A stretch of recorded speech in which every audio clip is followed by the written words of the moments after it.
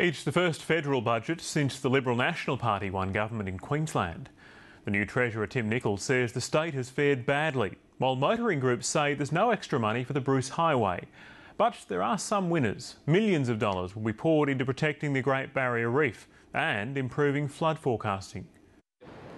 The Treasurer says last night's federal budget does little for Queensland, and it'll be difficult to deliver on all his election promises because of the massive drop in the state's share of GST revenues. We're seeing no investment into our roads, into our railways, into our ports, so that's very disappointing for Queenslanders. This is a complete and utter nonsense. The Queensland government has promised $1 billion to upgrade the Bruce Highway, but it wanted extra federal funding too. 1 in 6 of all deaths on national highways in Australia occur on the Bruce Highway. Farmers say it's a lost opportunity. We need to get our commodities, our products to our customers, and road and rail are very key corridors for us. It has huge safety and flooding issues, and it gets not $1. But the opposition says there's ongoing funding for major projects. We've seen over $880 million allocated to either begin, continue or complete construction for rail links and for upgrades to the Bruce Highway. Businesses say they'll be worse off. For Queensland, we're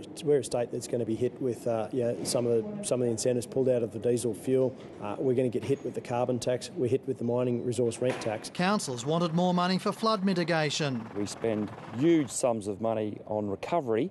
If we could invest in mitigation, we'd prevent the problems from arising. But they're happy the Roads to Recovery program has been renewed and that there's extra money for flood forecasting. The $4.8 million allocation to the Bureau of Meteorology is welcomed. There's also $12.5 million to study climate change and the Great Barrier Reef. Predicting the impacts on the reef and also helping us map the healthy parts. On one hand, the federal government's trying to give more money to save the Great Barrier Reef.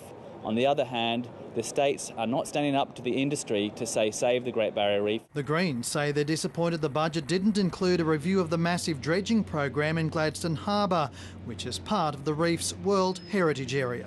James Kelly, ABC News.